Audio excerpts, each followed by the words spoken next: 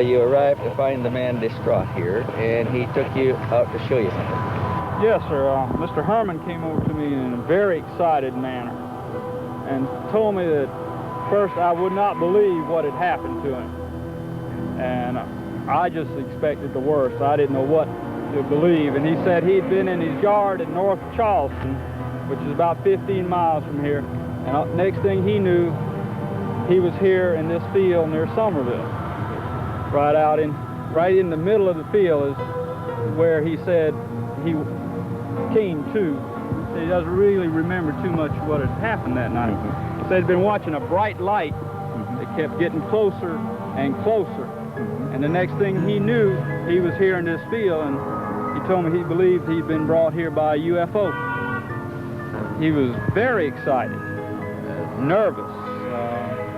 I really have never seen a man that excited. You know, it's hard to put in words, but very excited is about all I could say.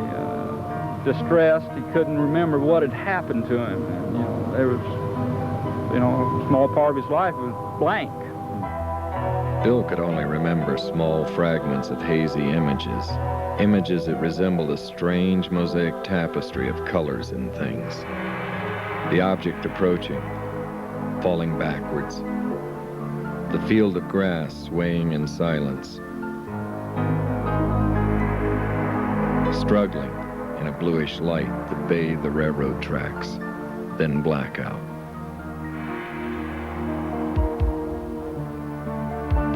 Stevens knew he would have to bring in a specialist in hypnotic regression, someone capable of unlocking Bill's scrambled memory.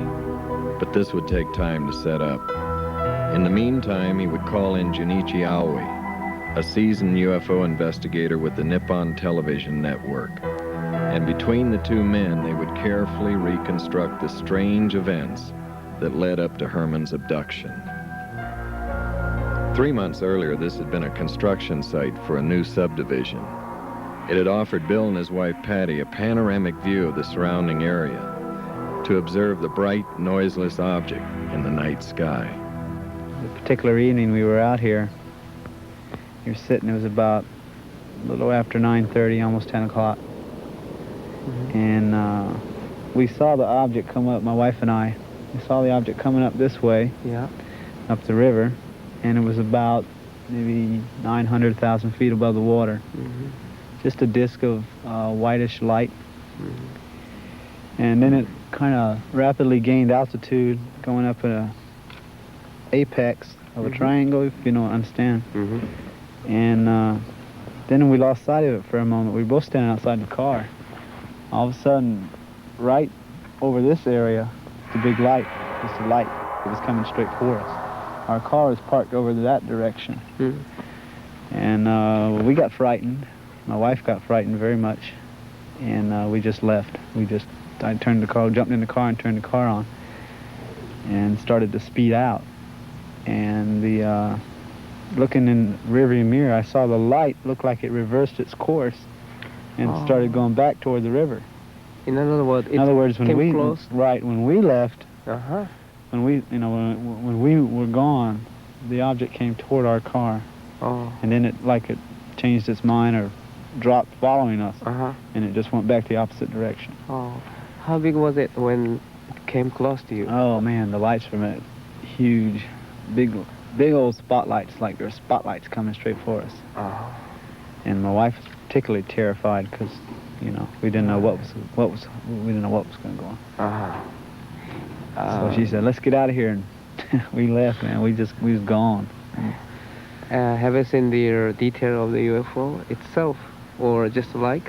Well, you could see a shape behind the lighting. And when it looked like a dull metal finish, and the lighting itself kind of, more of the lighting stood out than the detail of the object. But the object it looked metallic, you know, like a metallic skin, but the light's in the front of the object. How was the distance between yours and UFO? If I'd have had a camera or a rock or anything, I could have thrown it and just hit the bottom of it. That's how close it got to the car. And you know, it was just a matter of seconds. I mean, if we hadn't gone when we did, there's no way the object couldn't have intercepted our car. Now, I'm very convinced if it wanted to catch us, it could have. You know, because it seemed to be moving that fast coming up from the river. Was it before your abduction? Yes, it was. Before? It was before So the abduction.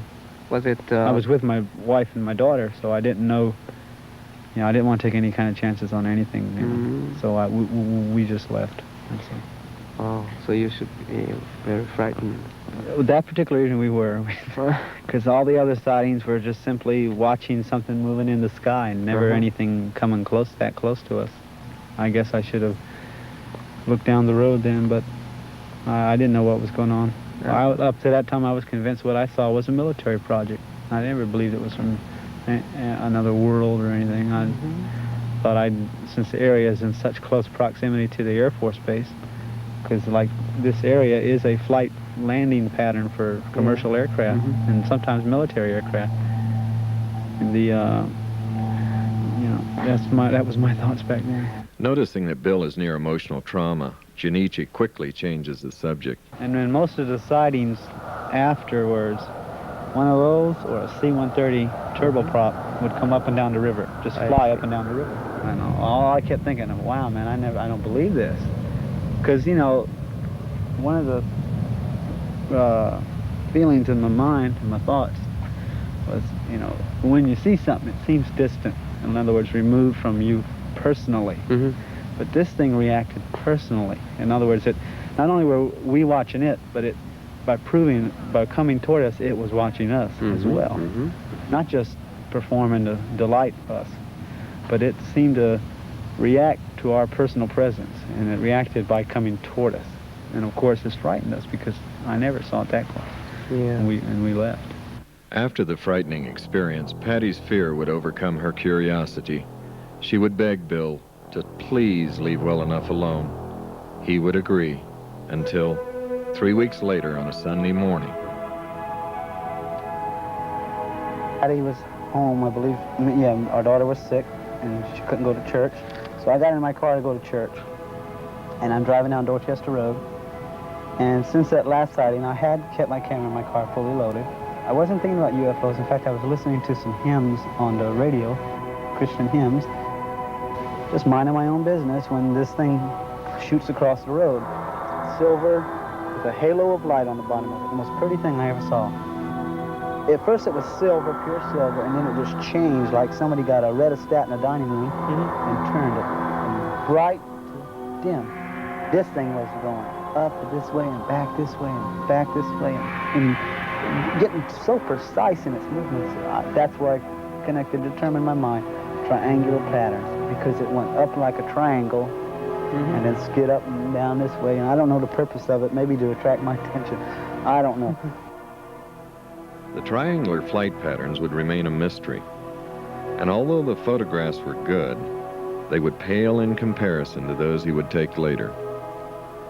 As the investigative team neared the location where Bill took his dramatic new series, Stevens became concerned. We would be filming near a strategic U.S. Air Force base, and I was concerned that this might cause problems for all of us. As a retired lieutenant colonel with the U.S. Air Force, I knew that the military could be unpredictable at times, especially when you have a foreign film team operating on the edge of a restricted flight line. And we were here investigating an unidentified flying object, a UFO, that was intruding in military airspace. Yes, I was concerned.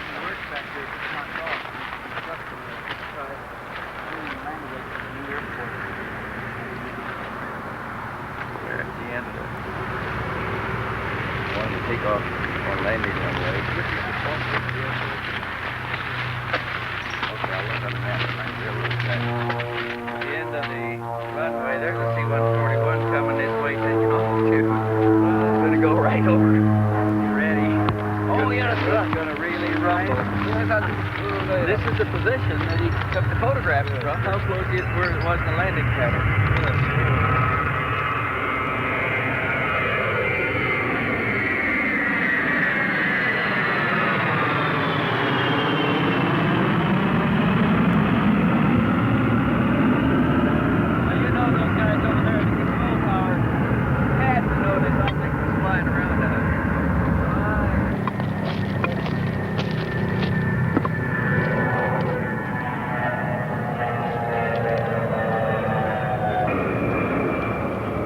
photo session at this site was most intriguing. Had Bill simply followed a hunch, or had he been telepathically guided to the location? Another mystery without any clues. Like I say, I was at work, and I left work to come home. Was on my way home. And on my way home, I had that thought. It was like a impulse telling me to, go somewhere. And I started to think, where should I go to myself? And then it was like in my mind, I got a mental picture of this area. And I knew it was near the air base and near where everybody parks. Got back here, and I wasn't back here 10 minutes when I could see the object. I don't know exactly where I saw it first, but it circled the area, and I saw it. And I saw, the first thing I noticed was it was much smaller. I mean, it was, prior to other ones were anywhere from 40 to 65 foot in diameter, but this one was 20, 30 foot. And another thing was, it was very, very different. It was different in the sense that instead of being orange and silver, it was just like a silver metal appearance. And not only that, but it had two domes, one of them on top of the object and one of them underneath it. But it looked sealed in metal. In other words, you didn't see no windows or no holes or nothing. No windows? No. Oh. Did not see any windows. It was just surface metal all the way around. Almost like sheet metal formed into the shape of a disc with two domes. One on top, one on the bottom. How was the dome? Was it transparency? Or? No, it was solid metal with the rest of the disc. And it was all colored silver with the sun shining off it. I mean, it was just beautiful silver like aluminum or sheet metal. Or how did it fly? I don't know. I did not hear any noise. It was like, in that sense, it was like the other objects because it made absolutely no noise. I mean, it would go up like this and come back like this. Come around like that, and just watching it was, it was hard because when it would go that way, I'd run across the field and I'm trying to get it in a viewfinder. And I took about 4 or 5 shots like that. And I believe 2 or 3 of them came out and 2 came out empty sky. Well, in the course of the sighting, the object was going like this way, and then it reversed course and went back that way until it was like hiding behind some trees over there. And I stopped and I thought for a moment it was going to be gone, but instead I saw an airplane coming this way. And I saw it getting closer and closer. At the same time the airplane was halfway from those trees to where I was at, the object came from behind the trees to start to follow the airplane. Well, the way the airplane was coming in like this, and the object came around like this. It started to come around like this, but instead it went back this way, and on these sides of the trees. And as the C-130 passed over me, I took a picture of it. And then I swung back, and by that time the object had gone back over here. And then it started to go back, and I took some more pictures of it, and then it came over me like this, and the sun wasn't like this as much as it was over this way. And when it did, the object went straight up into the sun. And for a moment it was cast as the sunlight hit it, it took on a dark shape. And I got a picture of that. I did get a picture of that. And then the object looked like it went straight up into the sun. That was the last I saw it. I mean, it just climbed and climbed and climbed until it was gone. And I just stood in the field and shaking my head, trying to figure out why I was the one seeing all this, waiting for someone to pull over and get out and say, what the hell was that? Or something to that effect. Excuse my French, but I mean, that's really, I was trying to think of what. First I want to guard the film, and I was praying all my pictures came out because I knew I had some good pictures if they did come out. What do you think the military people? I'm positive they had to see it. I know for a fact that Air Force people did because it wasn't hid behind the trees where you couldn't see it. It was like, see that big tree? It was like on the other side, they're just sitting there next to the tree, just hovering right there. And when the airplane came over and it came back, if the pilot saw me, I mean, imagine a pilot that low to the ground. Here's somebody standing there with a camera taking pictures of his aircraft. I mean, he had to see me on the ground, because it's an open field. And also, the radar man have known about it. Oh, I'm positive the radar. Right. Look, the thing was 1,500. At one point, I'd say about 2,000 feet above the ground, 3,000.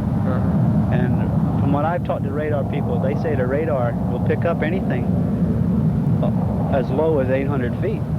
You know, if they find it at 1,500, they'll sweep the area and then come back and sweep it and try to get the lowest sweep possible in order to detect the object on radar to get an echo fix. And if that was able to happen, well then obviously somebody over there saw something. There's another one's going to take off.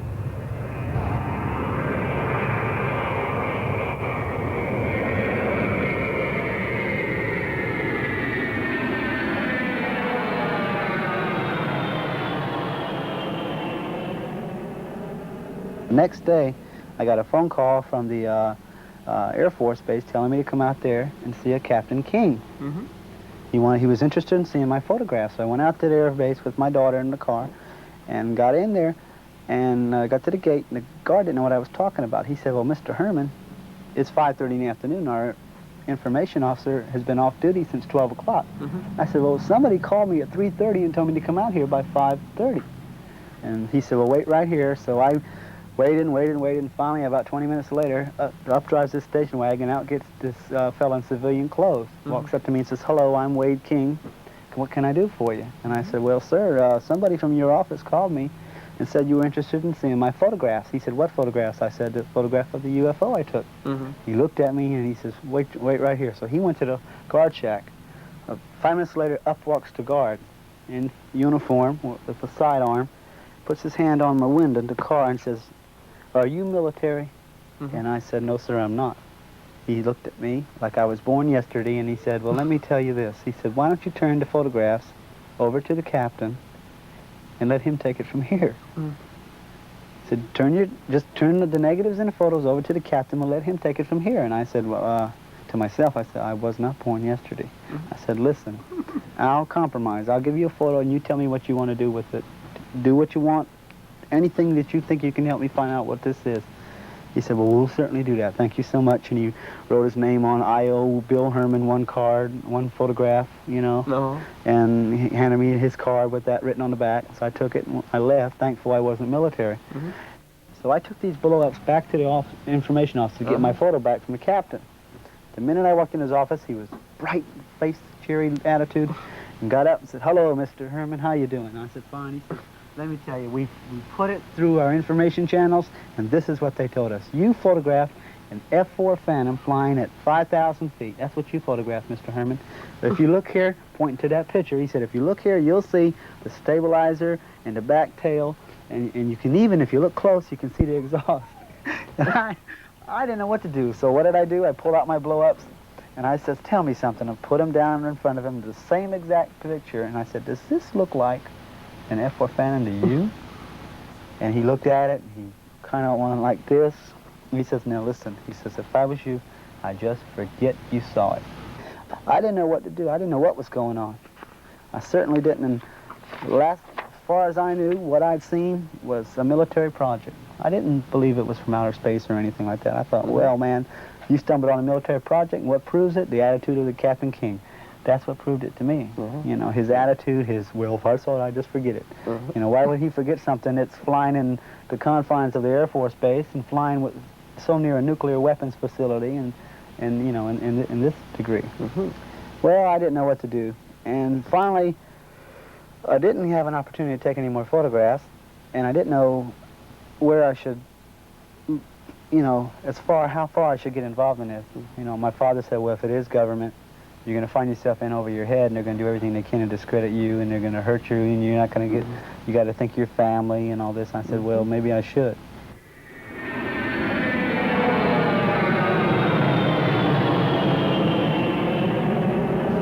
I got a phone call about, I think it was 2 o'clock in the afternoon, from a gentleman who identified himself as Tom Olson.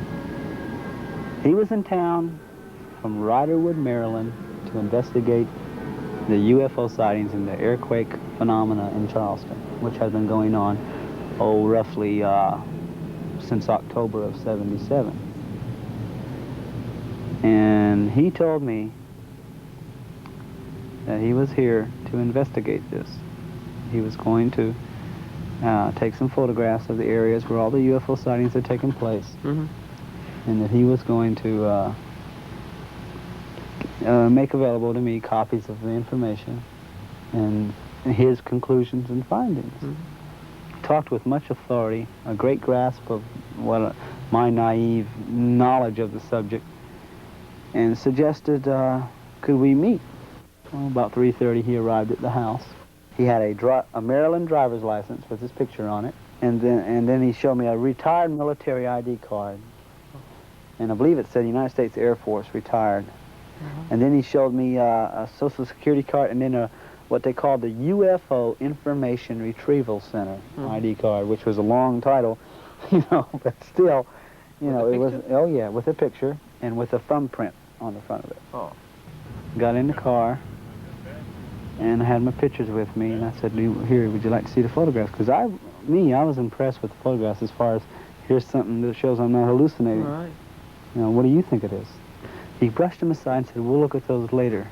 Tell me about your experience. I told him. I told him about the earthquakes. I told him about seeing the object. Told him about the photograph in it. Told him about all the people I've found it who have seen it. The strange things affiliated with it. The reaction to the military aircraft over the field and cross-country road. He said, well, how we get there? So we went there. And first we went to the Beast Ferry, where the object hovered over the towers and moved in triangles. He took photographs. He took at least 40 pictures at each site. A whole roll of 35mm film at each UFO site. He took one picture of me at the first site, and that's all the pictures he took of me. With darkness setting in, the men headed back to the car.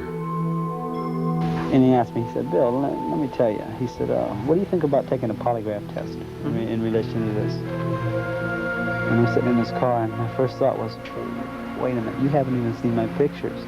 Why do you want to know this? You know, but I was afraid if I felt put on the spot. I was afraid if I said, no, I won't, then he'll just, you know, he'll go to the press, and next thing I know, I'll be on the front page of the paper, big hoax, you know.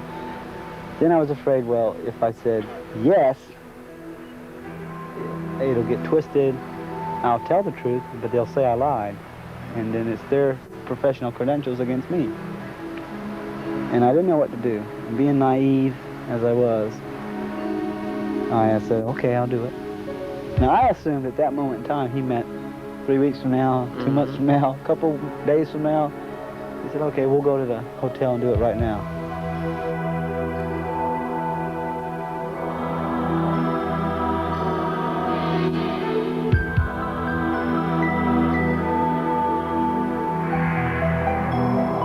Walked in the door, and I'd never been in the Mills house. And I was stunned by the beauty of the inside, the big chandelier and the beautiful furniture and the different adjoining rooms and the soft music playing in the background. And Mr. Olson, he looked at me and he said, this is a nice place, isn't it? I didn't know where I was going, I was just following him. And my thought was, well, polygraph, seems to me they gotta have a certain place they gotta operate in. And I was assuming there's got to be somebody else with him, but I haven't met them yet, and I don't like this. I don't understand what's going on here. You know, it seems like there's something not right here. But I wasn't going to blow the whole thing and walk out, say, no, I don't want to do this now. The elevator went to the 5th floor. We walked out of the elevator, walked up a little hallway in front of the elevator till we got to a big hallway. And we took a right, walked all the way down. It seemed like a long walk.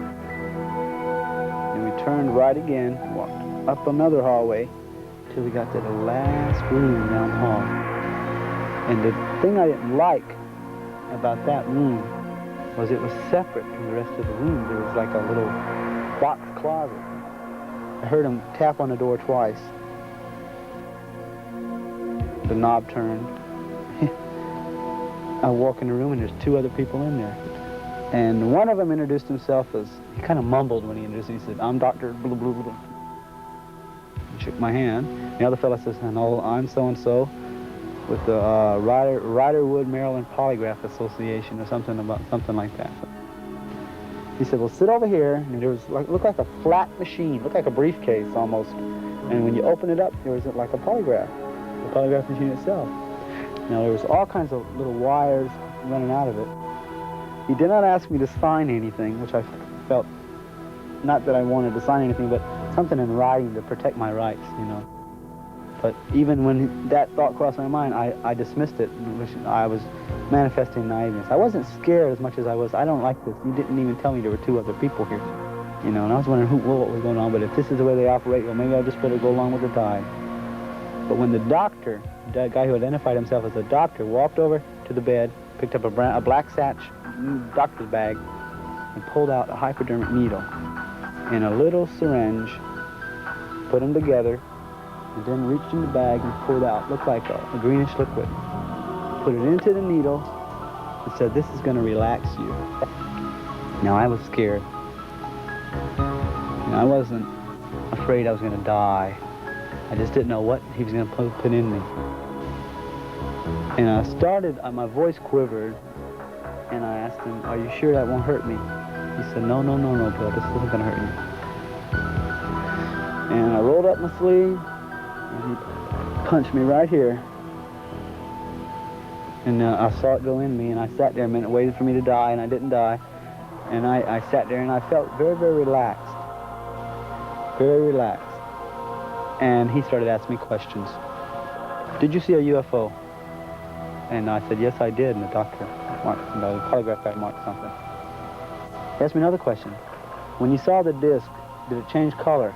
And I said, no, it didn't, because it didn't. And he marked it, and it seemed like his hand moved slower that time. I didn't realize it, but I was getting sluggish. I was getting more relaxed. I didn't realize it. And he asked me the 3rd time, and it wasn't like I was in a trance, but I was just totally relaxed. And then he asked me more questions. He would rephrase questions, ask the same question rephrased. Now this went on for, oh goodness, it seemed like an hour and a half, until finally he said, that's fine. And he put down the thing, set it down, and he said, okay, unhook him. And I was drained of energy. I mean, I was literally, oh man, I'm so tired. He said, well, go in the bathroom and wipe your face off, put some water on your face, and relax. It's over, don't worry. And I was in there and I did that, and they conferred for a moment. I didn't hear what they said. You could hear them mumbling each other, and I didn't hear what they said, but because I had the door half shut. But the minute I came out, they all walked away from each other. Tom Olson said, okay, Bill, I bet you're starved. And I remember saying something about, no, not really, I'm more tired. So we left the room. I went downstairs, got in the car. He says, you sure? I'll be glad to take you anywhere. I hear they got good she crab soup at the trawler. And I said, no, Tom, I'm about to drop. I'm tired. Take me home. He said, okay. He said, listen. He said, you'll be hearing from us for the results of the polygraph examination. He said, either way, you're going to hear from us by at least Wednesday. So we drove home, and we hardly said 2 words on the way because I was tired. I didn't even feel like asking anything.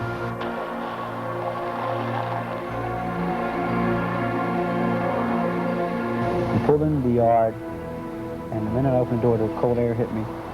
And I was, cool air hit me, and I was, refreshed for a moment. I said, tell me something, Tommy. I said, where do you think this thing is from? I mean, it's military, ain't it? He said, who's military? And I said, our military. And he said, I wouldn't bet on it. And the way he said that, I'll never forget it.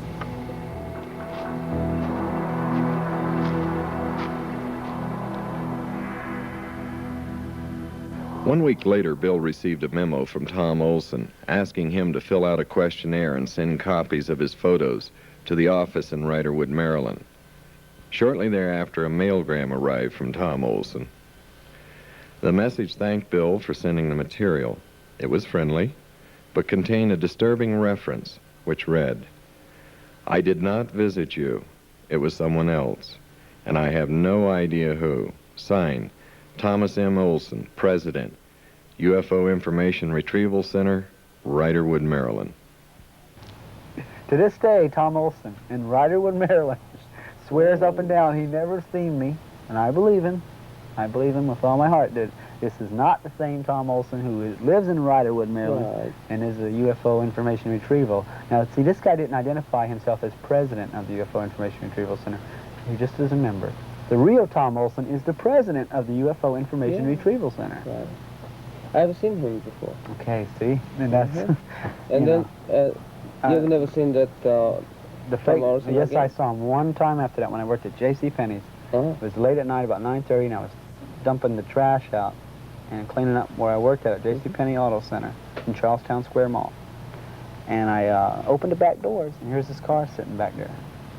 When I walked out of the door, the car just swings around, pulls up to the back, says, "Hello again."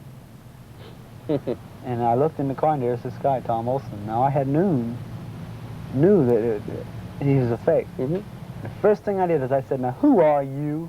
Why are you masquerading as someone else?" And he looked at me like, just brushed it off and said, "It's for your own protection. You should know that," or something to that degree. He said, you should be careful what you say and how deeply you get involved in these things. He just told me about being careful who I talk to. It's for my own good. It's for your own safety. We're watching. We're aware of everything and all this. And I told him to get out of there. I said, "I'm going to go call the cops." He kind of laughed. And I started to walk and get his license plate number in the back of the car. And I started walking toward him. The car backed up. I walked in, the car just backed up all the way and took off into the traffic. He got away so quick I couldn't even see the back of the license number. I couldn't even get no numbers or letters or anything. But when I started to walk behind his car to get his license number, that's when he took off. And you never seen him? Never. I haven't never seen him face to face again. And what do you think? I think he's either CIA or I think he's part of some conglomerate that looks into these things for the government, off the record, and does it solely to either confuse everyone really involved in it or to discredit any people who come into contact with UFOs. I believe that. I think that's his whole purpose, isn't it? It's to Not only had get me Bill and his frustrated. family been Get targeted, me so but frustrated. harassment was now being focused on the investigative Instead of team. promoting the truth and the facts. After we spent a whole afternoon and an evening interviewing like we did here this evening, and everybody had gone home, and we went to bed about 12 o'clock. It was pretty late at midnight, and I was just getting to sleep. At 12:15, the telephone rang twice, and it didn't ring again. So I picked up the phone, and nobody on it, and I thought, well, somebody dialed wrong. So I went back to sleep, and it rang again twice, and I woke up or was sleeping light enough, I heard both rings, and I thought, well, somebody is trying to call. I picked up the phone, and nobody on there, but the line wasn't closed either. The line was open, I could hear that, but nobody talking, nobody breathing, anything. So I hung it back up, and I dialed the desk downstairs, and I said, did you call me? And he said, no. I said, did any calls come in for me? He says, no, there hasn't been any calls on the switchboard. It's 1:15. So I hung it back up, and I thought, well, that's strange. And at 2:15, I got another 2-ring call. And I picked up the phone, and I says, who is this? Nothing. The line is open, nothing.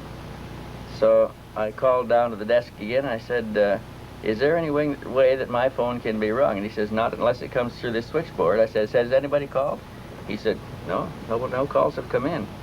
So I hung that up, and I called John Fielding across the hall in his room, and I said, John, something funny is happening 3 times now at 15 minutes past the hour.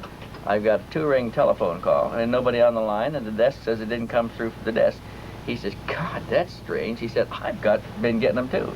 He said, I got one at 12:15 and 1:15 and just a couple of minutes ago. And it went on at 3:15 and 4:15 and 5:15, the same thing. Both of us got them. I don't know who it was, I don't know what they were trying to call. The only one possibility that somebody who were staying in the hotel. Somebody staying in the hotel can ring the room number without going through the switch. Well, it goes through the switchboard, but it doesn't light it up. could have been somebody picked up a phone in a hallway or another room. Somebody in another room could dial my room and let it ring twice, but it would have to be deliberate now. First it could be accidental, but it's not accidental if you get it 2 rings each time. And it happens 5 times during the night at exactly 15 minutes past the hour, and there's nobody on the line. There's too many things there that it can't be coincidental anymore. It can't be accidental. Right. And for 2 different rooms across the hall, the only ones that were being disturbed. So is that the kind of warning? That means I don't know what it was. I was talking with Harry Levelson over the phone, long distance, in New York. I believe he was at Omni offices at that time, or I don't know if he was at his home residence. But anyway, in the course of our conversation, there was this noise. I'm going to duplicate it this way, and into the phone itself in our conversation. Didn't start the minute we started talking. Started when we started talking about the UFO. It was like noise. Just noise. Just a click, click, click, clack, click, clack, click, clack, click, click. You know, Harry says, "What is that?" And I says, "I don't know what it is." And he says, "Well, listen." And so we listened some more. And finally he says, "You know, I know what it is. Somebody listened in on us, and now they're disturbing us." And we talked in spite of it, and it still kept on going until it finally just stopped when we were talking. So I don't know what it was. Here's another strange thing. Harry Levelson came down to visit Bill, and he made plans to come down with his girlfriend, telling nobody in the office where he was going on a weekend, and arriving quietly and unannounced. They arrived in Charleston, checked into the motel, and 15 minutes later got a telephone call from a lady who said she worked for a television station, wanted to interview Levelson on his visit to Charleston. Who do you think they are, Wendell? This is not the first case that we have investigators alleging that they are somebody else, false identifications. It comes up quite frequently. I have got to believe anybody that is that well equipped and has that many apparently valid identification cards is coming from an agency, a covert agency that is able to do all of these things and adequately financed. And I can only think of one that comes to mind right away, and that would be an intelligence organization. And the only intelligence organizations we have here are government.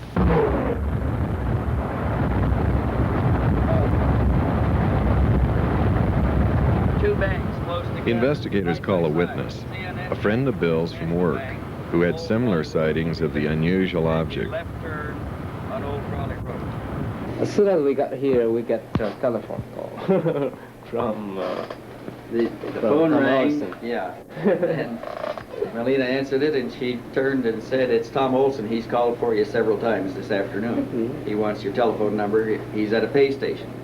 So Tony took the telephone, and it turns out to be Tony's boss. They're calling from his work, right?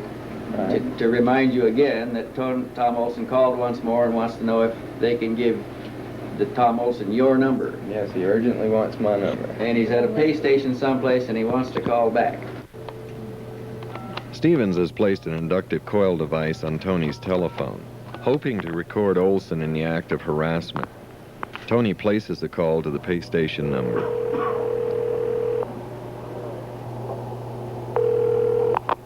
Hello? Yes, is this payphone? No, sir, it's not. See, do you know Mr. Tom Olson? No, sir, I don't. No, all right, thank you.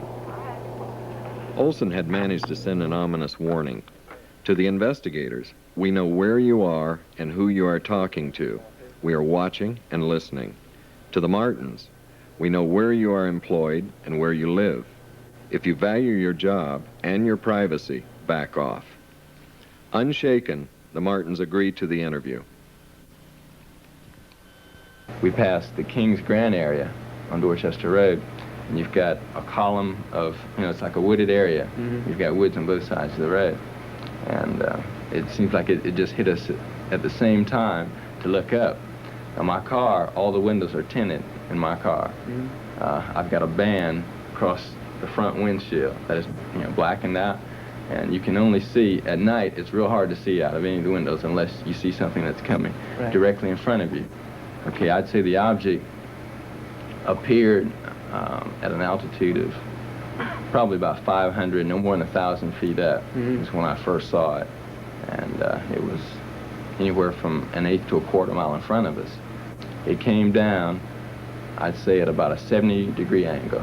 Okay, it came from an easterly direction, came down, and what I really noticed about that was strange. Bill said, look, he said it's doing triangular patterns. That's what it was doing. It was a glowing object. It's doing triangular patterns through the sky. It came down at about a 70-degree angle. It made a loop, you know, probably about, I'd say about 100 feet above treetop level. Yeah. Came down, made a loop, and then went back up at the same type angle. And I thought it was really strange that you know, they would come down and they can only be seen directly in front of us.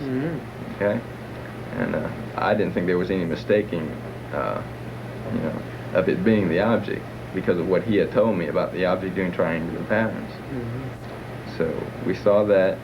We went a little bit farther down Dorchester Road, and we turned into another subdivision called Forest Hills. We went back in that area, and you've got the Ashley River area. It's marshy. Right. We went behind a house there, and we just stood around. You know, he just had an impulse to turn there. We went back there, and we stood around, and it was like someone cut on a light bulb out in the far distance. Just saw a bright flash, and then went back out. And you know, I thought about it. It could have been the object. It may not have been. I took into account quite a few different things. I noticed that just prior to seeing the object, we had a C-141 fly overhead, and it was heading towards the base. You know, you could tell the size of it, the lighting, you know, things like that. You can usually tell, you know, what type of object you have in the sky. I've been around military objects for quite a period of time. I've lived on military installations all my life. So I've seen, you know, what flies and what doesn't, and I've never seen anything like that. Tony would answer a nagging question that had eluded the investigators. How long had the Charleston area been undergoing UFO activity prior to 77 and 78? I had my first sightings back in 1973 while I lived on Charleston Air Force Base. We had a flap that lasted for about a period of a week where we had numerous sightings. They were multiple sightings where you had 3 to, I would say, up to 9 crafts in that area, mainly over the Charleston River Basin. It was a circular type object that had a dome on top. It had lights that were revolving in a counterclockwise rotation. I can even remember, I think it was a football game that they had on the base, and you know, I don't know how true this is. I heard it from quite a few different people. They said a saucer-shaped object came over the football field, hovered above the game for a period of 5 or 10 seconds, and then just shot off towards the Ashley River area again. When was that? This was right back, I guess it was during 73, 74, right around that same period of time. You know, when we were having quite a few UFO sightings in the area. Which area is the most frequently you have observed the UFO? Okay, it's always been associated right around the Ashley River area. From Somerville, I'd say up as far as the end of Dorchester Road. So it seems like most of the sightings are associated right around a military type installation and also around the Ashley River area. There have been numerous sightings, particularly right around in this area. You know, there's been a few at the Barnwell Nuclear Plant, Naval Weapons Station, the Navy base, and quite a few right around the Air Force Base. So it seems like whoever or whatever we're dealing with, they tend to want to know something about our military. Is there any possibility that... Junichi asked Tony if there's a possibility that the objects being seen could be a secret military project. Air Force. Of course, you have to take that into consideration. That could be something like that, but unless our technology has really advanced beyond the point that I think it has, I wouldn't necessarily consider it to be so. I would tend to rather think that it is something of either an extraterrestrial type nature or something that's totally unknown to us. Certainly, yes. Knowing that they are under physical surveillance and possibly electronic surveillance, Stevens calls the next witness from a safe phone.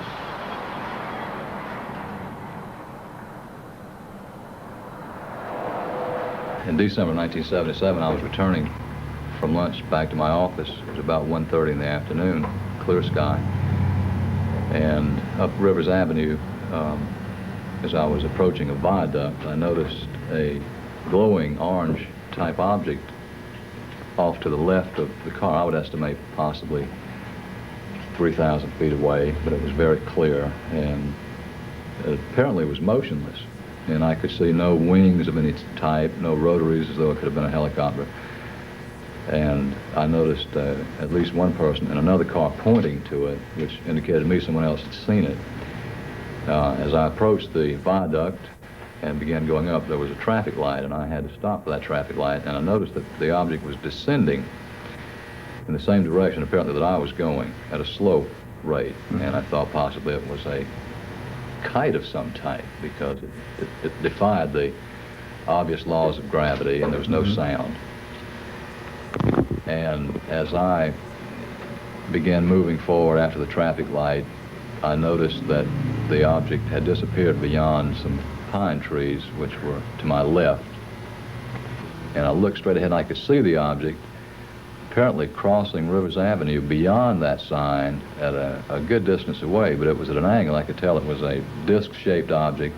It had a definite orange color, and it apparently was moving with no wings or no rotors as a helicopter would. It was not a bird. It was very, very clear. And at one time, I did also observe a C-141 airplane at the same time that I saw the object. You've seen the object more than once? No, I've seen it one time, but it was during the first time that I saw it, first glanced at it. Way beyond the object was a C-141, apparently coming towards the Charleston Air Force Base. Yeah, I was going to say the description you just gave of Rivers Avenue and the viaduct and looking and going towards the trees positions the object roughly in the vicinity of Charleston Air Force Base, or just to the east of the base. Just to the east. And you saw Southeast of the base. a C-141 in the air, either in the traffic pattern or landing, which would confirm that. Right. So the object was operating within the landing traffic pattern of Charleston Air Force Base, if we're guessing right. That's correct. I would estimate that possibly the object was, I would say, between myself and the Cooper River, which is the Navy Yard facility. But it would be difficult to say exactly how far. From your perspective, could you form any kind of an estimate of its size, its diameter? I would estimate between, say, 25 and 30, say 25 to 35 feet in diameter. Do you think the C-141 noticed that the UFO itself at that time? It would be difficult for me to Yeah. think that the C-141 would not have noticed it, because it was in the sky and Bright? bright. Purcell had observed the same type of object playing cat and mouse with a C-141 3 weeks before Herrmann had taken his spectacular photographs of the object on the tail of a C-141. So when I came back to my office, I told my staff that I'd apparently seen a UFO, and of course they chuckled. They thought I was, had a couple for lunch. I assure you I had not. I called several TV and radio stations to ask if anyone else had seen an object or reported it, and none said that they had received any calls. How receptive were they to a report of a UFO? Were they interested in what you told them? Not really. The North Charleston Police Department said I could come down and fill out a report if I chose to do it, and that's as far as it got. The Air Force Base said they had no record of any sightings. The interview had been completed without any outside interference. They would continue to use safe phones to arrange meetings with potential witnesses. Stevens had turned up a new witness who claimed to have a series of remarkable photographs, but he was reluctant to go on camera, fearing that this might compromise the privacy and security of himself and his friend, a noted television and radio columnist who took the photographs. After a lengthy discussion, Junichi assures the witness that his identity will be cloaked. You want to see these things? Yeah. Let's see. Those pictures were taken, some by the gentleman you're talking about and some by his mother, were they not? Just by him. By Him and just his by wife. I don't know which one of them took. His mother was, I think, his or her mother was kind of old, and she didn't have any photography stuff. Did they ever see the spacecraft on or near the ground? Well, just right over These the house. people? Just over the house? Yeah, just flying. You know, there's a lot of pictures here. As far as I know, no one has ever seen these photographs except for the people I've described. Here's like this one's flying directly over the house. Right over the house. Right over the house. Here it is with the top of the capsule raised. He said that capsule went up and down on top. Changed elevation? Sometimes it was higher and sometimes... Well, you see in this one, there's no top to the thing. This is going over the house also. This is the same photograph, but it was further over the house. See, that's going over the house. He took another picture as it got over the house. That's interesting. And then as it went out in the field, it elevated this little thing on top, a bubble on top. That accounts for some of the changing shapes that we get reported. I see. And here's one again in the open field, just over a cornfield, way out over the trees.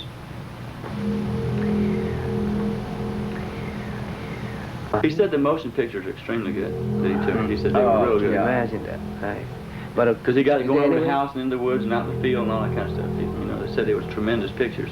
Is there any way we could get... Could you give us his telephone number again and let us call and introduce I won't himself? unless I call him. I'm gonna be perfectly honest with you. We'll pay for the call if you'd call him and ask him if he will talk to us.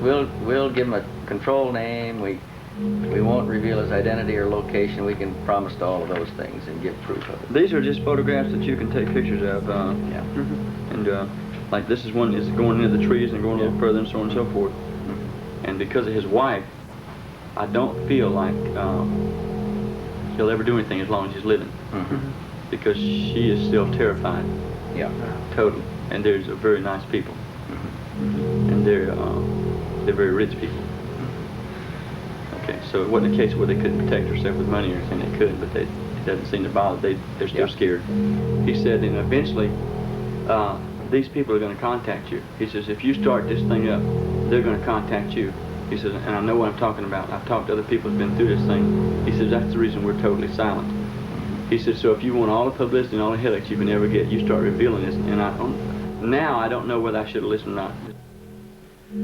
For every witness that had been frightened off, there were others who would willingly come forward to share the wonder of their experience, like the Jerry McAllister family in Anderson, South Carolina.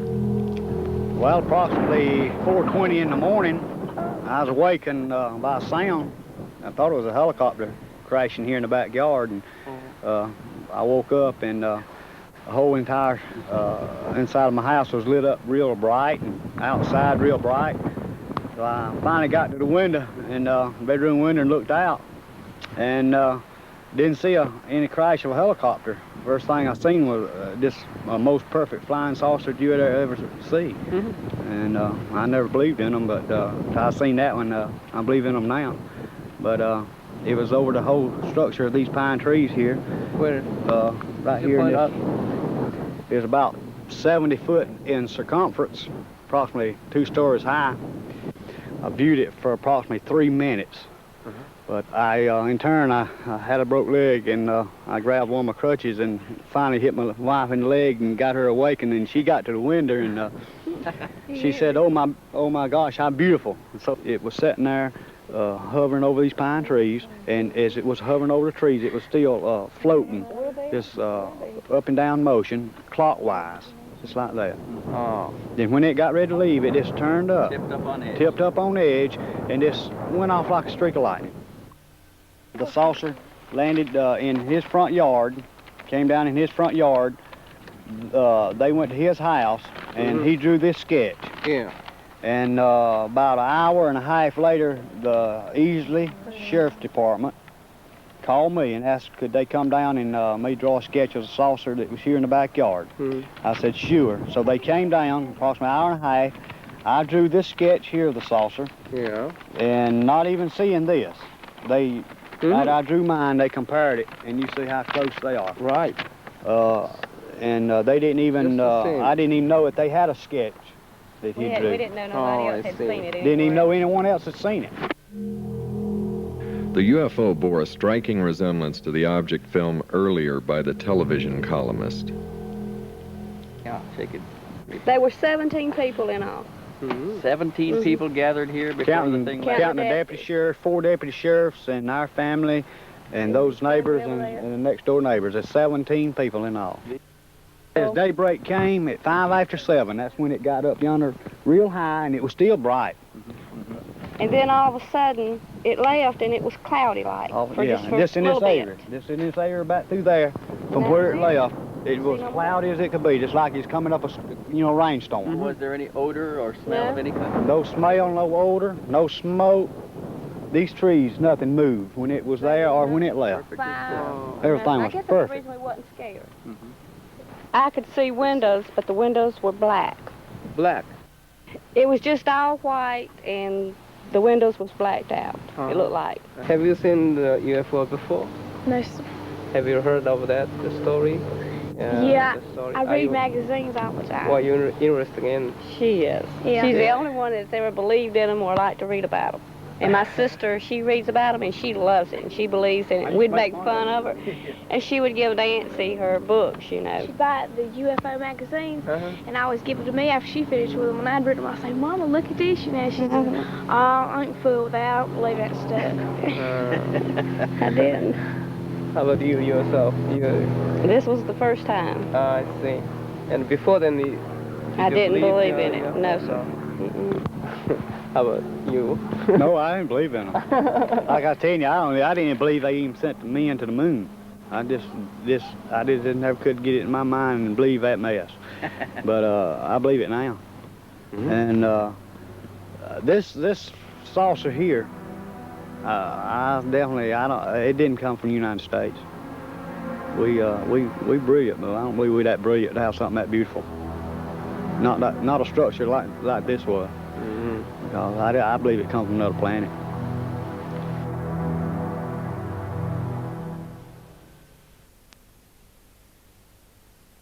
That buzzing sensation works its way into Bill agreed to undergo hypnotic regression to fill in 4 hours of missing time. Hopefully this would answer his haunting questions. Who are they? What are they? Where are they from? It would take almost 4 minutes to get him under. What happened, Bill? Saw the object. What object did you see? The disc.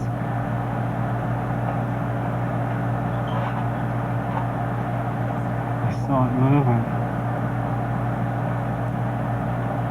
I pointed it out to my wife. Just relax. Relax. Stay where you are. Keep the program where it is. Just relax. You're unaware of any sound other than my voice. It's moving over the towers. I can see it. Patty, I'm gonna get a better look at this. I'll be right back.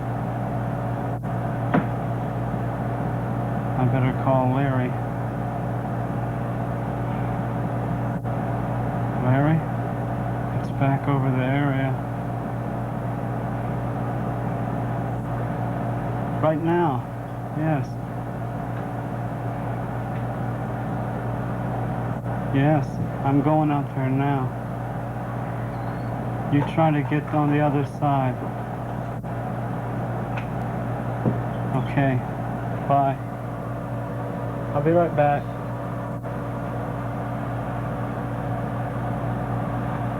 What's happening, Bill? It's moving over the towers.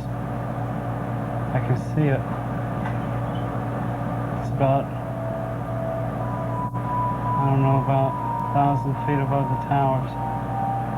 It's moving in triangles. I can't.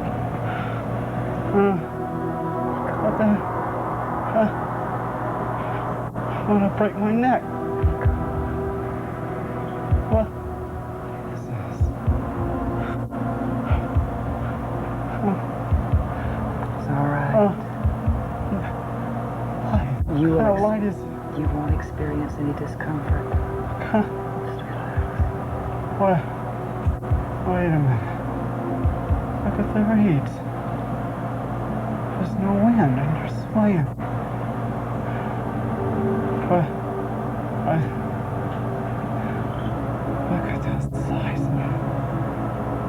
Good God. As big as a boxcar.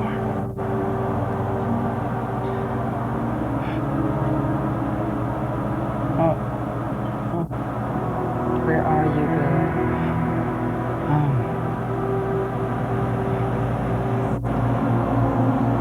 I don't know.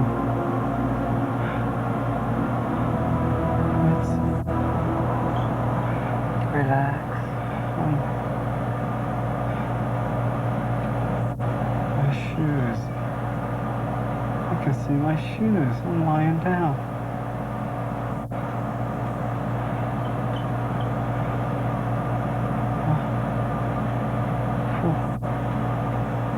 What's that? Looks like a stoplight. Where's the stoplight? It's on the ceiling. What color Wait a is it? minute. It's not a stoplight. What kind of place? This is... What did I do? Get hit by a train? Wait, no. No, that can't be. No. Wait a minute. What do you see, Bill? Oh my.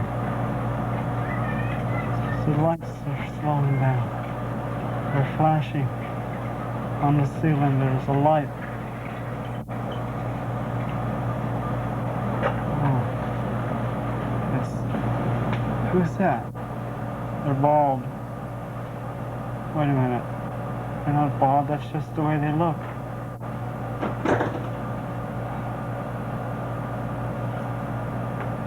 They're dressed alike.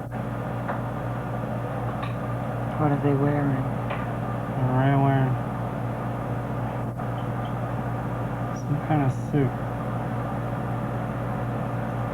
Some kind of leotards of some sort. Are they humanoid? Their backs are to me. They're looking at the light on the ceiling. They're looking at my foot. No, they're not looking at my foot. They're looking at the box. There's a box. I can't move my arms. I want to sit up, but I can't. My clothes are on, but my coat's undone. My shirt's unbuttoned. Is anything attached to you? It's cold. Some kind of metal box. Flat metal box. It's cold, but it's not like water. Where is the flat metal box? It's on my chest.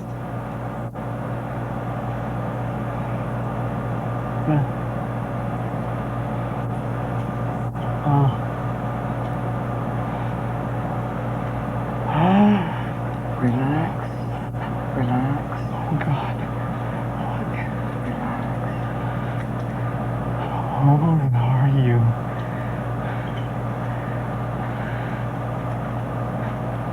Oh, my God. What's happening, Bill? They're looking at me. Oh, God. What's wrong? Don't be afraid. Don't be afraid. Don't be afraid. Don't be afraid. I won't be afraid. They're standing there.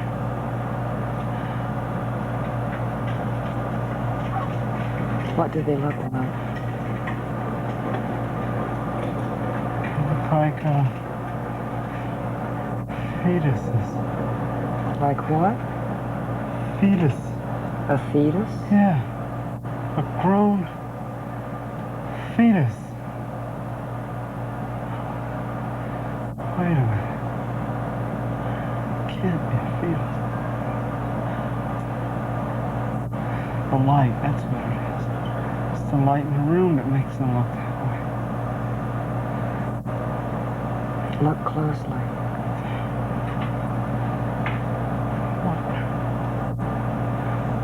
That's strange. What's strange, Bill? Their eyes. They don't have no whites. They don't have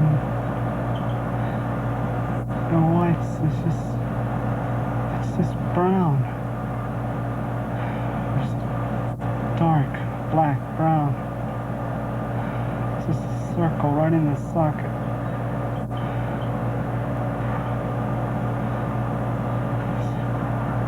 Where's their how can they breathe with no nose? Wait a minute. Do they have a mouth? It's this slit, a straight line. The lips are no lips. It's weird. Do they talk through their mouth? I don't hear no talking. Where are you from? Who are you? Answer me, for God's sake.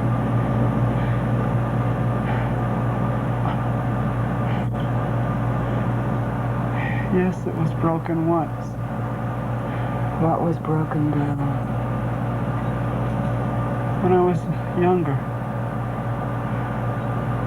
I fell off a sliding board and broke it. What was broken down? My arm. Who asked you? He asked me. He who? The one on my left, he asked me. How did he ask you? I don't know, but I heard him. Did he use his mouth? It's just, how can he talk in his lips? All right, go ahead. Wait a minute. Where are you from? All I remember is the pain. It was intense. It hurt. Bill, stay where you are. I want you to tell me the questions they asked you when you answered. Do you understand? Concentrate on what it was like. Be still and concentrate. Very well.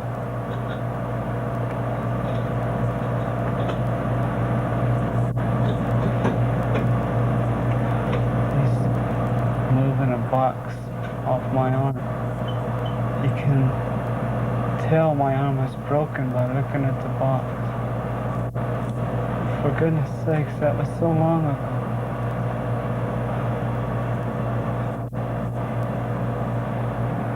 Two legs. Did you see their hands? Yes.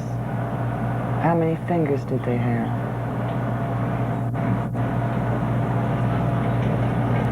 They're all the same size. Lengthwise, they have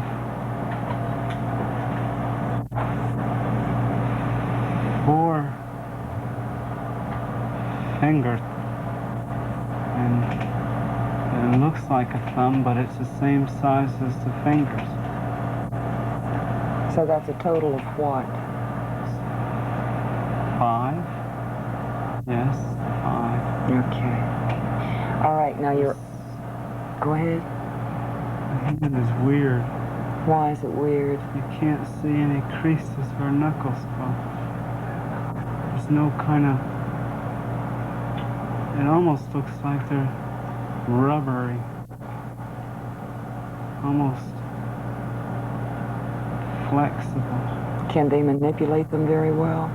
They seem to be stationary. They're stationary? I mean, they don't bend them. When they bend them, they bend the whole hand. All right, Bill, let's go from... They can't even be 4 feet tall. How tall? 4.5 feet. They can't even be that tall. My goodness, they're small.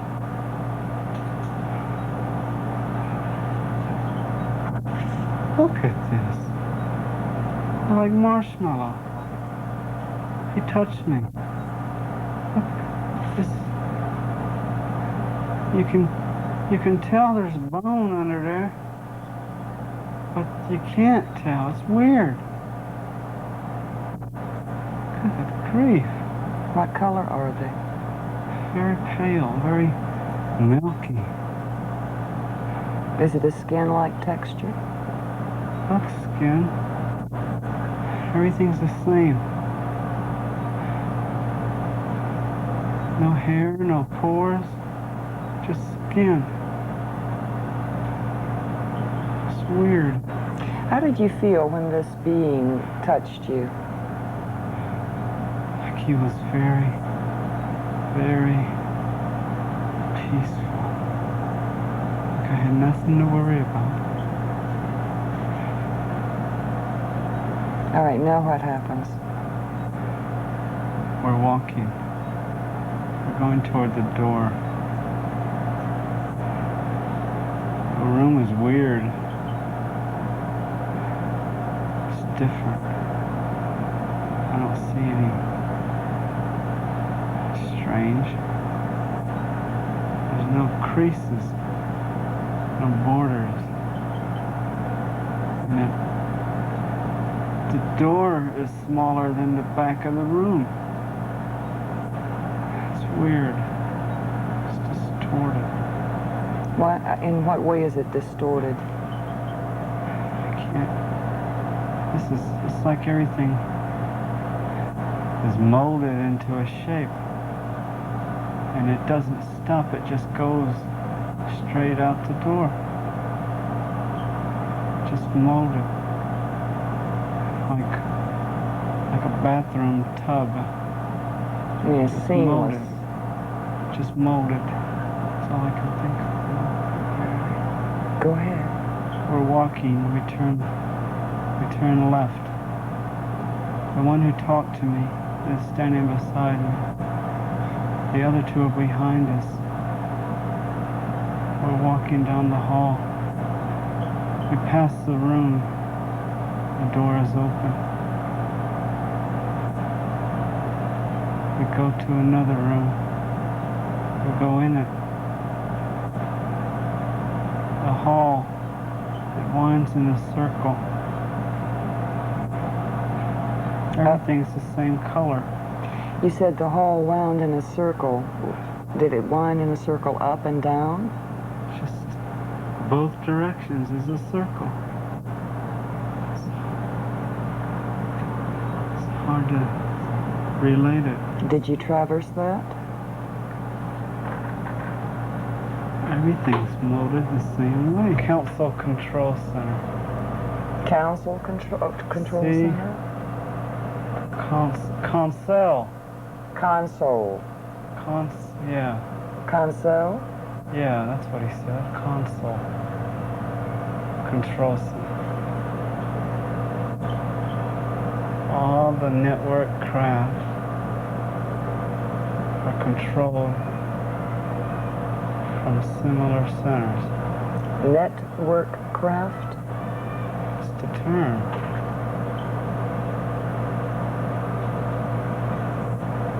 What's the network?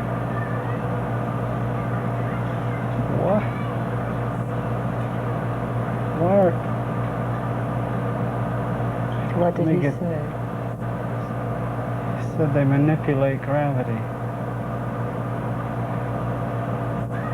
No, they manipulate the equilibrium in the gravity. How? Did you ask him?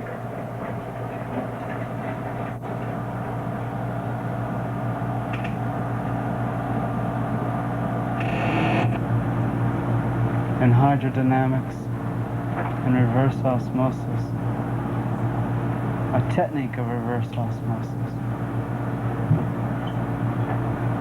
They've been doing this roughly 50 years.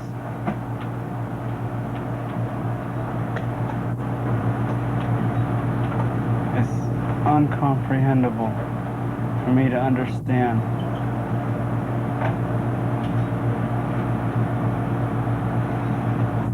Why are they telling me this? Bill, let me ask you a question. Did they, at any time, promise you or tell you that you in any way would remain in contact with them?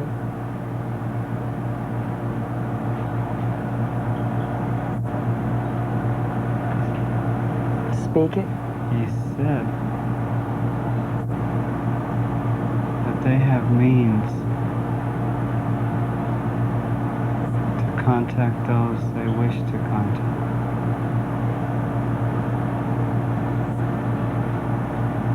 He said, we will meet again. Did he say when? No. All right, you're back in the console control room. Now what happens? The light on that checkerboard is flashing on and off. First red, then white, then red, then white. And those balls to their left and right are spinning. And the one sitting at the desk, the one who spoke to me, said that I could go and look. And I walk, and when I do, the one sitting at the desk get up and step back.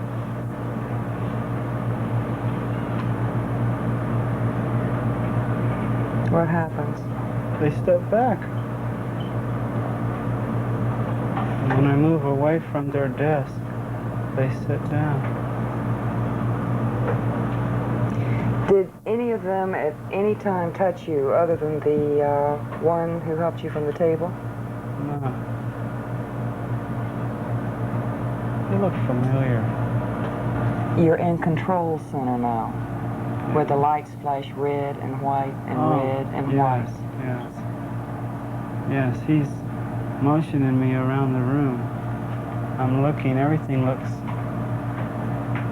funny little writing on the corner of every block. And it looks like squiggles, lines. Can you read it? No, it's different. All right, Bill, I'll tell you what I want you to do now. I would like very much for you to move your time to the point where they release you. Just a few minutes right before they release you. Now what happens? We're walking down the hall. We've left the place where the propulsion was. The big round balls. We went in a little closet, some kind of little room. We walked back up, like a diagonal hallway into a little closet. And the door behind us shuts and the one in front of us opens. But when you step into it, you don't see no door. It's like the seamless or something. It's just, you can't even tell it's there until it opens. The one tells me that the time has arrived, something about the time has arrived. And that they're sorry for the stress that's going to result from my release. But those sympathetic to my experience will help, although the majority will reject it. They say we're going to meet again. That's what he said. We will meet again. They motioned me on the table, and the minute I touched the table, the light on the ceiling starts to flash. First slowly, and then fast. And as I lay down, they stepped back from the table.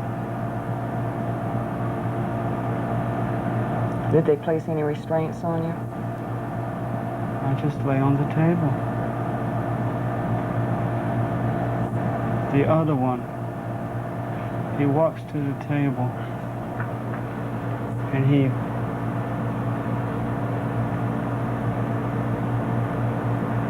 putting the binoculars around my neck. He must have had the binoculars the entire time.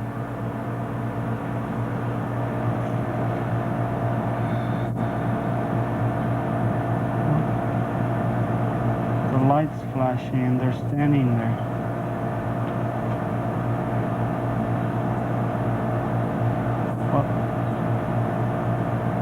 Wait a minute.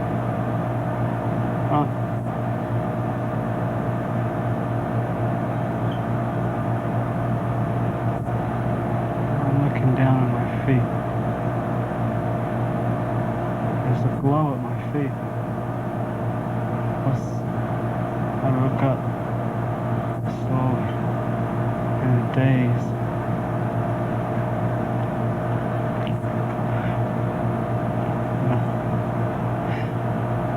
Oh God. Oh no. Calm down. Calm. Calm. When I put my hand on you, when I put my hand on you, you'll calm down. You're looking at a television set. You're looking at a television set. You're watching this on a television set. You are watching this story on a television set. Look at the television set. I'm running. Look at the television set. Describe what's happening on the television set. The object is leaving. It's going up. Look at that thing move. It's going in triangles. There it is again. You're watching it on a television set? It's going to the left. You're all right. Oh my God, where am I? Where's the tracks? Oh God, Daddy. Bill, look at the television set. Look at the picture on the television set. Now look at the picture on the television set. Look at the picture on the television set. You are calm. You are watching a rerun. You are watching a rerun. You are calm. Now describe to me what you are watching. You experience no panic, but you see in great detail. You are watching a picture. I gotta get back to that orange, that yellowish orange mark. It's the only place I'm safe. What's that? I hear something. There's nothing there. The object's gone. Where am I? What's it? Time is it? Day is it? I can't get your head on straight.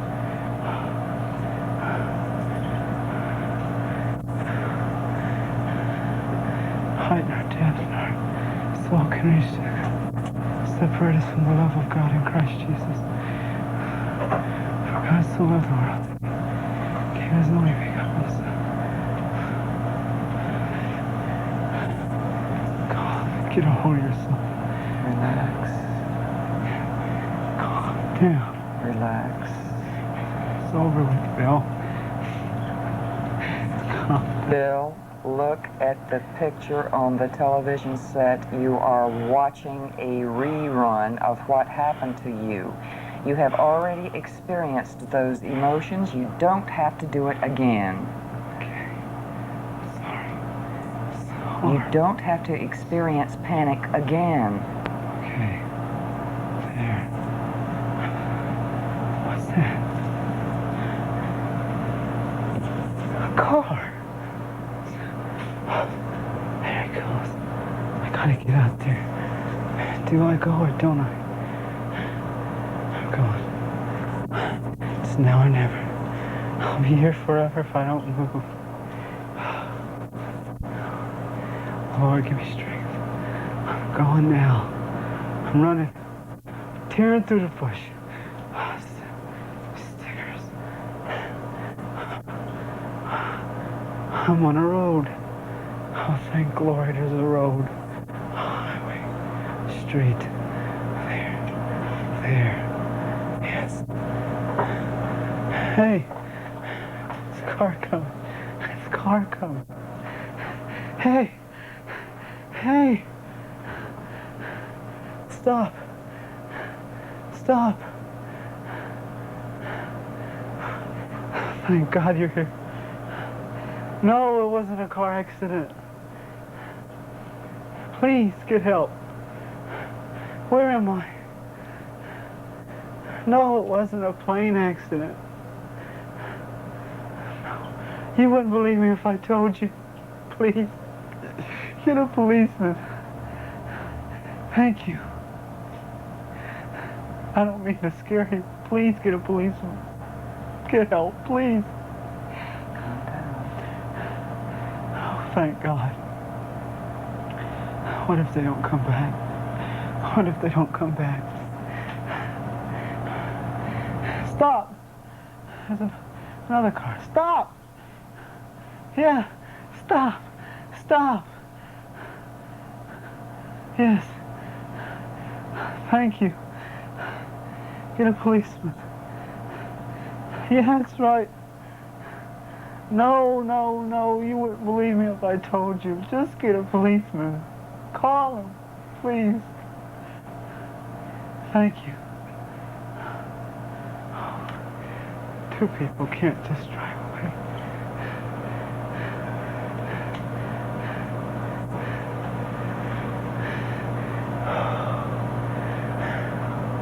Yes? They're back. Yes, they're back. My name is Bill Herrmann. What time is it?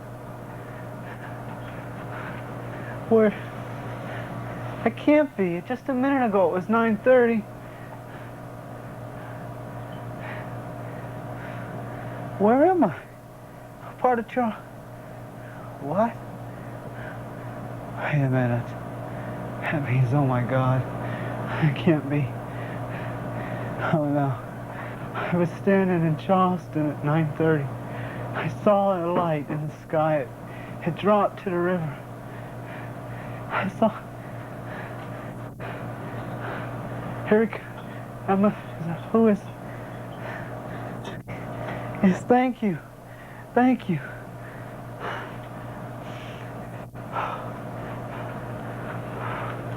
Herman, call my wife, please. Thank you. I just expected the worst. I didn't know what to believe. And he said he'd been in his yard in North Charleston, which is about 15 miles from here. And next thing he knew, he was here in this field near Somerville. Right in the middle of the field is where he said he came to. He doesn't really remember too much what had happened that night. He said he'd been watching a bright light that kept getting closer and closer. And the next thing he knew, he was here in this field, and he told me he believed he'd been brought here by a UFO. Listen to me, Bill. Bill, you're floating now. You're back in the present and you're asleep. You feel very good and very relaxed. How are you? Oh, I feel like I just slept for an hour. It feels so good. Good. I'm glad you did. The session had formed a bridge from illusion back to reality, allowing Junichi to probe for more information. He asked Bill what had frightened him the most. What I can recall.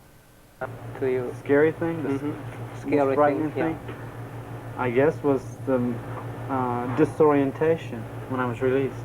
You know, trying to comprehend where I am. I don't understand why they released me there. Why didn't they release me where I was picked up? A concern of Junichi's was how would Bill cope with the reality of the experience. I can't deal with this for the rest of my life. I don't know what to you know, it's in a way, it's strengthened my marriage. In a way, it's torn my marriage apart. In a way, it's gotten to the point where it's not so much an obsession with me as it is a preoccupation. And if I saw the object again, I'm naturally going to be inquisitive, but I don't know what to...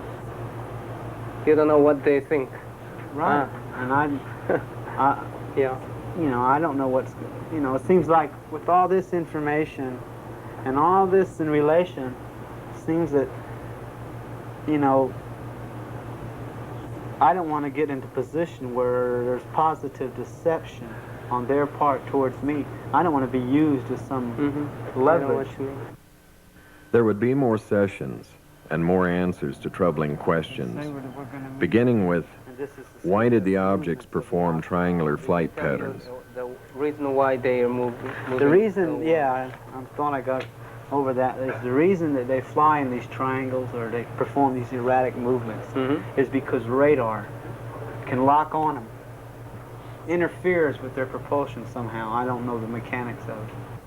So that would explain in one small area why radar doesn't lock on these things, because of their movements. They come up the river and they're flying level, and then they just crease up. And the higher they get, the more starting this thing they do. But they seem inside the object to be able to stabilize everything inside so it doesn't tear itself apart like a jet would if it started doing these acrobatics. Junichi asked if any of the objects had crashed due to radar lock-on. I believe this was back in the 60s or 50s, that radar had interfered with the propulsion of one of their network vehicles, and that the object itself had to make what he termed an impact landing or a crash landing. Literally, they lost one of their objects. And not just the object, but the occupants on board were lost as well. He said governmental authorities and got the craft itself, the occupants. As a result of that crash, they tried to make contact with the government, open contact. But it was suppressed, the way he said it. And it's maintained suppressed. By whom? I don't know. By the way he said, Earth governmental powers. And that it was maintained suppressed. And they're just, you know, in the future, when the threat of abuse can be removed, then they'll try it again. When will it be? I don't know. I do know that they said that the objects would be continuing to be sighted. Sightings would increase.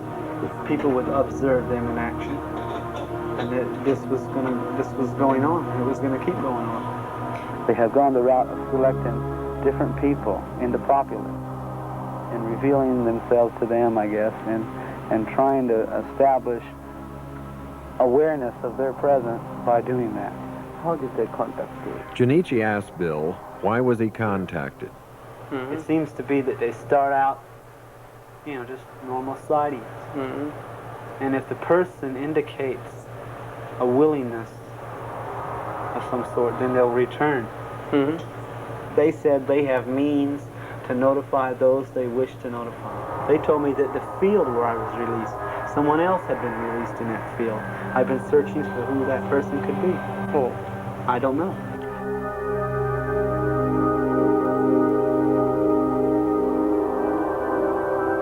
The investigation would wind down, even though Bill continued to search for clues into his past.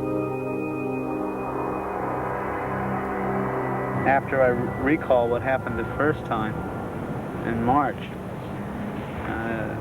I was told by the occupants that they consist of a network of these objects that are operating around the world and presently in the continental western hemisphere is the way they worded it. And they're from a cluster of stars 32 light years away area in what we call reticuli, galaxy Zeta Reticulum, and that they were stellar astronomers, or that was their whole civilization.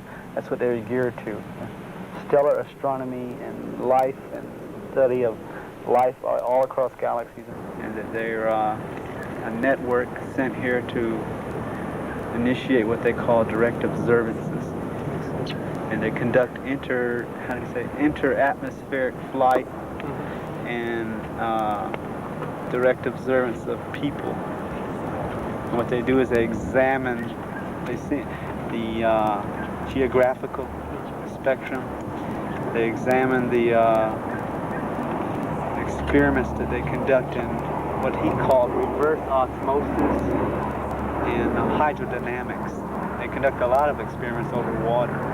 They conduct experiments in aeronomy and geodesy. See, these were things that came out after I was went through. Dr. Harder helped me a great deal by breaking that block that was like I couldn't remember. No matter what I tried, I couldn't remember. So when I did remember, it was like just like a water pipe was busted and the water just wouldn't keep turning over and turn over.